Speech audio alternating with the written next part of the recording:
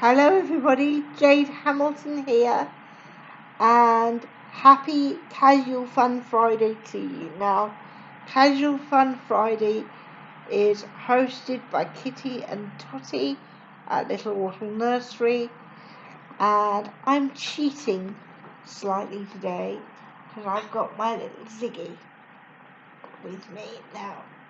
Ziggy is wearing these Primark dungarees that I showed you yesterday. They're white with navy stripes. Well, not quite navy.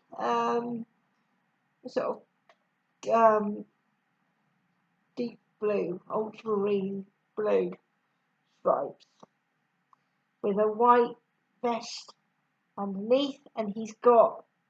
We managed to find him a bib. He's got a bib, a bandana bib with white and slate grey stripes. If you haven't checked Kitty and Totty out, do. They're really lovely ladies, and they're back from their holidays now. So, yeah, go and check them out. They're full of fun, they're full of positivity, and they've got gorgeous babies and gorgeous tasting outfits. So do go and check them out. Well, Ziggy is back on again because he has been requesting all afternoon for a story. Story, Mama, story. So I'm going to tell it. I'm going to read him a story. And I thought it would be nice for you guys to join us. It's another Roald Dahl. And this time it's Fantastic Mr. Fox. As per all videos where I read, all copyright goes to Roald Dahl, Quentin Blake and Puffin. I own absolutely nothing. Make yourself comfy, grab yourself a hot drink if you've got one, and we'll begin. Chapter 1. The Three Farmers. Down in the valley there were 3 farms. The owners of these farms had done well. They were rich men. They were also nasty men. All 3 of them were about as nasty and mean as any men you could meet. Their names were Farmer Boggis, Farmer Bunce, and Farmer Bean. Boggis was a chicken farmer. He kept thousands of chickens. He was enormous. This was because he ate 3 boiled chickens smothered with dumplings every day for breakfast, lunch, and supper. Bunce was a duck and goose farmer. He kept thousands of ducks and geese. He was pot-bellied and so short his chin would have been underwater in the shallow end of any swimming pool in the world. His food was doughnuts and goose livers. He mashed the livers into a disgusting paste and then stuffed the paste into the doughnuts. This diet gave him a tummy ache and a beastly temper. Bean was a turkey and apple farmer. He kept thousands of turkeys in an orchard full of apple trees. He never ate any food at all. Instead, he drank gallons of strong cider which he made from the apples in his orchard. He was as thin as a pencil and the cleverest of them all. Boggis and Bunce and Bean, one fat, one short, one lean. These horrible crooks, so different in looks, were nonetheless equally mean. That's what the children round about used to sing when they saw them. Chapter 2. Mr. Fox. Up on the hill above the valley there was a wood. In the wood there was a huge tree. Under the tree there was a hole. In the hole lived Mr. Fox and Mrs. Fox and their four small foxes. Every evening, as soon as it got dark, Mr. Fox would turn to Mrs. Fox. "Well, my darling, what shall it be this time? A plump chicken from Bogus, a duck or a goose from Bunce, or a nice turkey from Bean?" And when Mrs. Fox had told him what she wanted, Mr. Fox would creep down into the valley in the darkness of the night and help himself. Now, I've always loved sorry, I'm going off track a bit. I've always loved this story. I've always loved foxes. They're one of my favourite animals.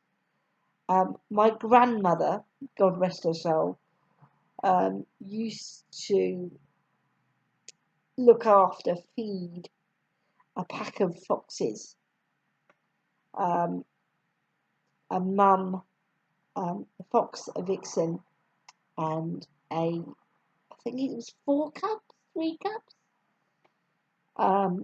But she used to, whenever we didn't want our dinner when we were kids and we were fussy, she would say, "I'll give it to the foxes." And I can remember vividly as a child of 7 being outside at night on a very clear night and seeing these foxes for the first time and being absolutely overjoyed and absolutely fascinated. "Daddy, Daddy, I can see them, I can see them." And then Dad told me if I was that loud, I would scare them. So, yeah, I've always loved foxes. And so this is one of my favourite books for that reason. And when Mrs. Fox had told him what she wanted, Mr. Fox would creep down into the valley in the darkness of the night and help himself. Boggis and Bumps and Bean knew very well what was going on, and it made them wild with rage. They were not men who liked to give anything away. Less still did they like anything to be stolen from them. So every night each of them would take his shotgun and hide in a dark place somewhere on his own farm, hoping to catch the robber.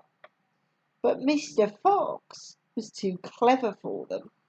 He always approached a farm with the wind blowing in his face, and this meant that if any person were lurking in the shadows ahead, the wind would carry the smell of that person to Mr. Fox's nose from far away. Thus, if Mr. Boggis was hiding behind his chicken house number 1, Mr. Fox would smell him out from 50 yards off and quickly change direction, heading for chicken house number 4 at the other end of the farm. "Down and blast that lousy beast!" cried Boris. "I'd like to rip his guts out," said Bunce. "He must be killed," cried Bean. "But how?" said Boris. "How on earth can we catch the blighter?" Bean picked his nose delicately with a long finger. "I have a plan," he said. "You've never had a decent plan yet," said Bunce. "Shut up and listen," said Bean. "Tomorrow night we will all hide just outside the hole where the fox lives. We will wait there until he comes out. Then bang, bang, bang, bang." "Very clever," said Bunce. "But first we shall have to find the hole." "My dear Bunce, I've already found it," said the crafty Bean. "It's up in the wood on the hill. It's under a huge tree." Chapter 3. The Shooting. "Well, my darling," said Mr. Fox, "what shall it be tonight?" I think we'll have duck tonight, said Mrs. Fox. Bring us 2 fat ducks, if you please. 1 for you and me, and 1 for the children. Ducks it shall be, said Mr. Fox. Bunce is best. Now do be careful, said Mrs. Fox. My darling, said Mr. Fox, I can smell those goons a mile away. I can even smell one from the other. Boggis gives off a filthy stink of rotten chicken skins. Bunce reeks of goose liver, and as for Bean, the smell of apple cider hangs around him like poisonous fumes. Yes, but don't get careless, said Mrs. Fox. You know they'll be waiting for you, all 3 of them. Don't you worry about me, said Mr. Fox. I'll see you later. But Mr. Fox would not have been quite so cocky had he known exactly where the 3 farmers were waiting at that moment. They were just outside the entrance to the hole, each one crouching behind a tree with his gun loaded. And what's more, they'd chosen their positions very carefully, making sure that the wind was not blowing from them towards the fox's hole. In fact, it was blowing in the opposite direction. There was no chance of them being smelled out. Mr. Fox crept up to the dark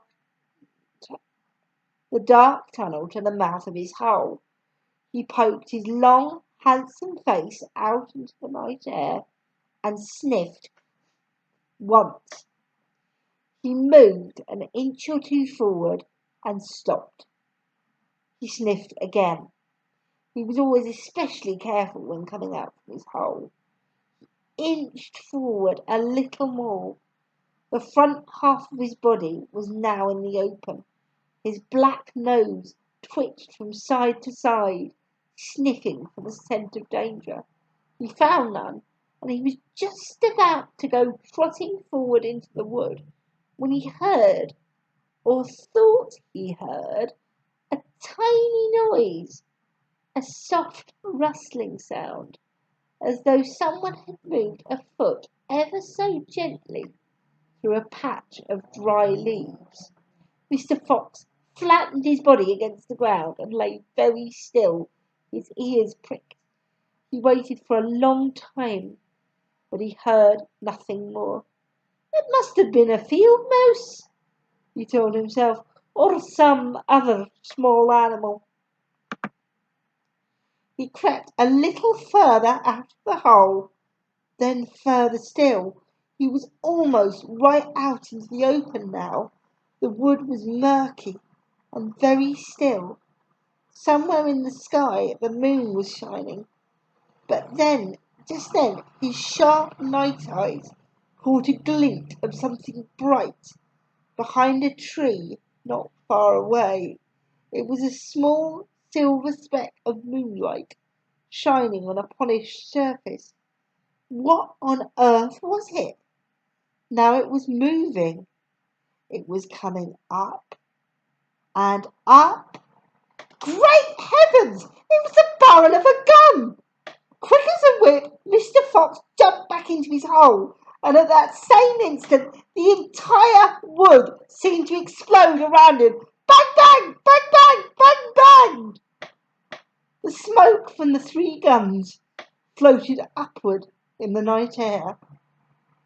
Boggis and Bunce and Bean came out from behind their trees and walked towards the hole.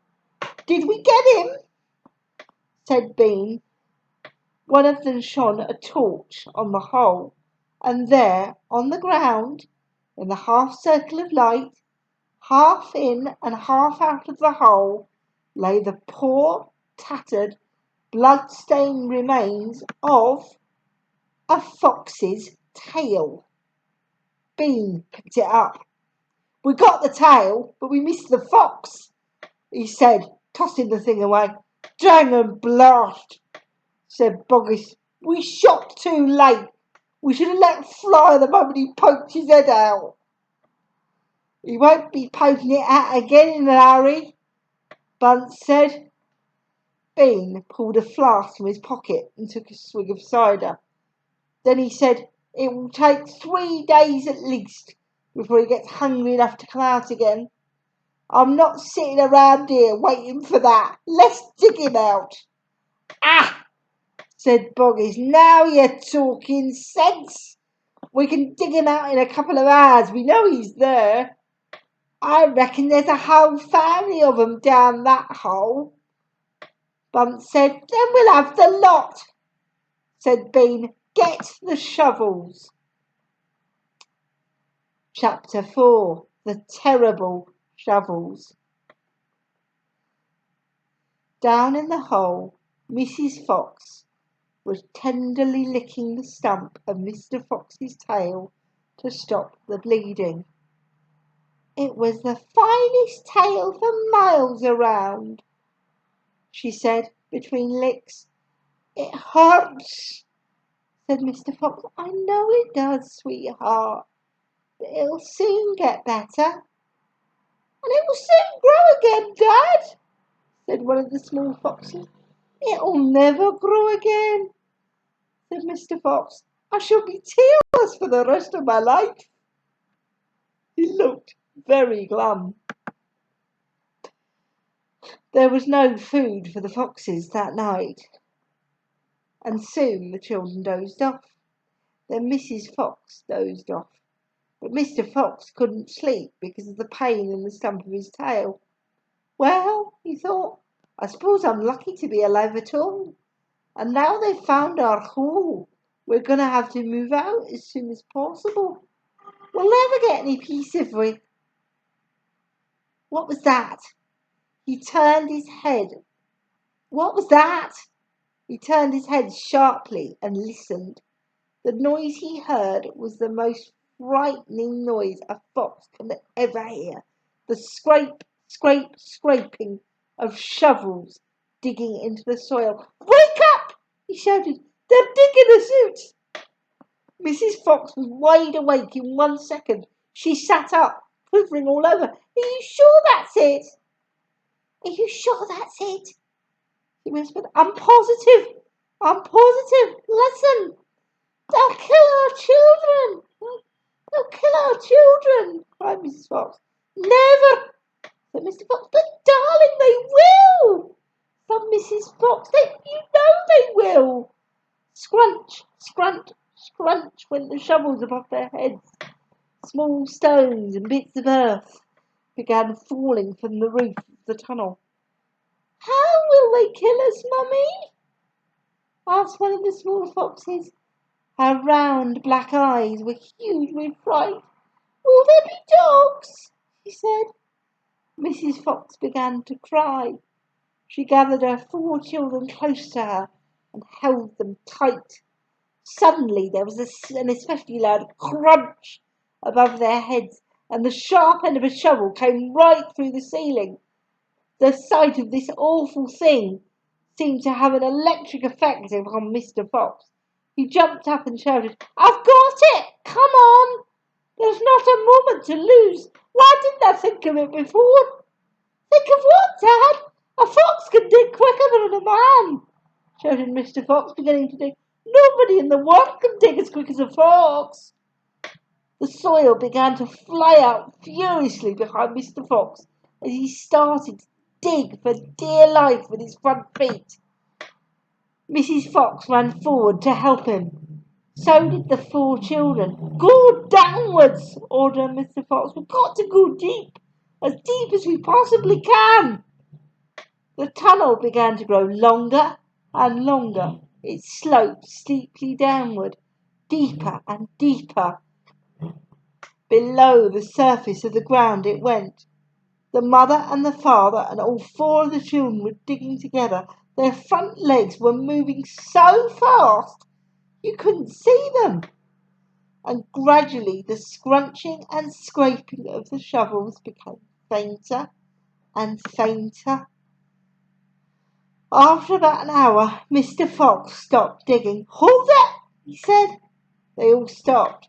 They turned and looked back up the long tunnel they'd just dug. All was quiet. "Phew!" said Mr. Fox. "I think they've done it.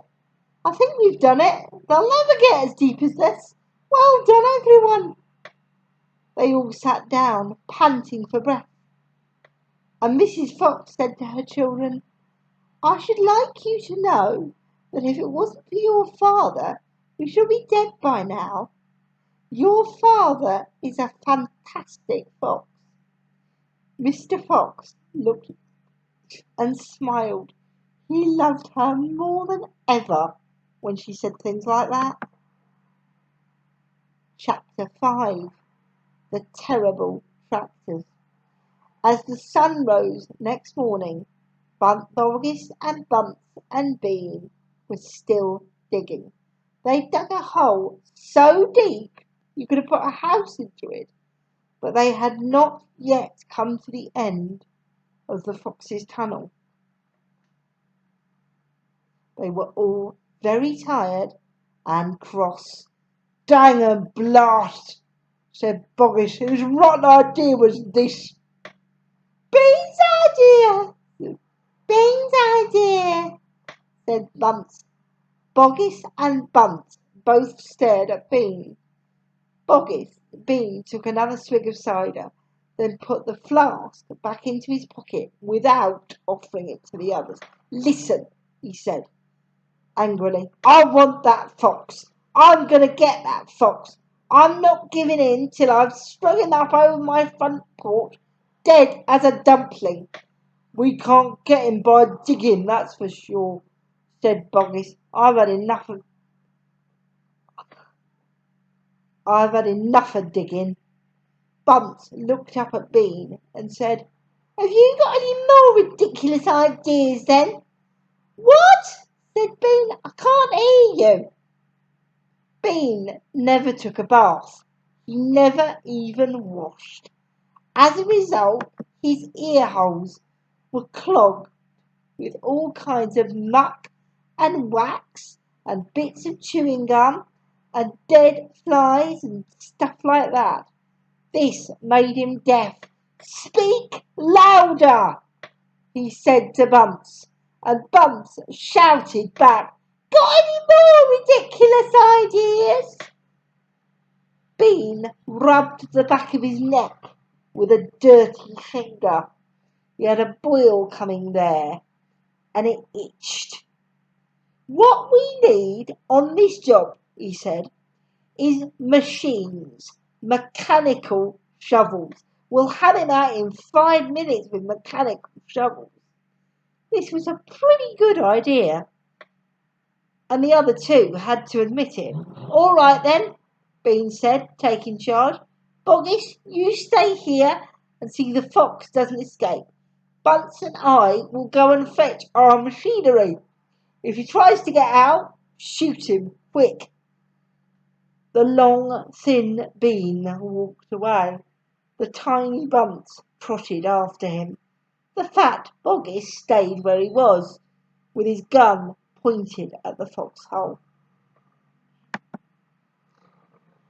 Soon 2 enormous caterpillar tractors with mechanical shovels on their front ends came clanking into the wood. Bean was driving one, Bunce the other. They were murderous, brutal-looking monsters. "Here we go then!" shouted Bean. "Death to the fox!" shouted Bunce. The machines went to work, biting huge mouthfuls of soil out of the hill. The big tree, under which Mr. Fox had dug his hole in the first place, was toppled like a matchstick. On all sides, rocks were sent flying, and trees were falling, and the noise was deafening. Down in the tunnel, the foxes crouched, listening to the terrible clanging and banging overhead. "What's happening, Dad?" cried the small foxes. "What are they doing?" Mr. Fox didn't know what was happening or what they were doing. It sounds like an earthquake, cried Mrs. Fox. Look, said one of the small foxes, our tunnel's got shorter. I can see daylight. They all looked round, and yes, the mouth of the tunnel was only a few feet away from them now, and in the circle of daylight beyond, they could see the two huge tractors almost on top of them. Tractors! Shouted Mr. Fox, and mechanical shovels! Dig for your lives! Dig! Dig! Dig! Chapter 6. The Race. Now there began a desperate race, the machines against the foxes. In the beginning, the hill looked like this, and it's a normal, I'm going to describe the drawing to you. It's a normal-ish drawing of the hill. They've got the big tractors with soil flying everywhere, but it still looks fairly intact. After about an hour, as the machines bit more and more soil away from the hilltop, it looked like this, and it almost looks like a sort of lunar landscape. It's got huge, great big chunks bitten out of it, with sort of great craters everywhere. Sometimes the foxes would gain a little ground, and the clanking noises would grow fainter, and Mr. Fox would say, "We're going to make it, I'm sure we are." But a few minutes later the machines would come back at them, and the crunch of the mighty shovels would get louder and louder. Once the foxes actually saw the sharp metal edge of one of the shovels as it scraped up the earth just behind them. "Keep going, my darlings," panted Mr. Fox. "Don't give up. Keep going." Boggy shouted to Bunsen Bee. "We'll get him any moment now." "Have you caught sight of him yet?" Bean called back. "Not yet," shouted Boggy, "but I think you're close." "I'll pick him up with my bucket," shouted Bugs. "I'll chop him to pieces." But by lunchtime the machines were still at it, and so were the poor foxes. The hill now looked like this, and it's even more cratered. It's almost flat from where the shovels have dug at it. The farmers didn't stop for lunch. They were too keen to finish the job. "Hey there, Mr. Fox! Hey there, Mr. Fox!" yelled Bunce, leaning out of his tractor. "We're coming to get you now." "You've had your last chicken," yelled Buggis. "You'll never come growling around my farm again." A sort of frenzy had taken hold of the three men. Buggis and Bunce were driving their machines with wild abandon, racing the motors and making the shovels dig at terrific speed.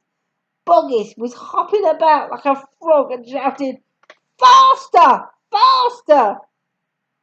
At 5 o'clock in the afternoon, this is what had happened to the hill, and it looks like almost a sort of cliff face on each side, and then it's got a huge, almost like a smile, where they dug out so much earth, with the caterpillar tractors still standing, digging away.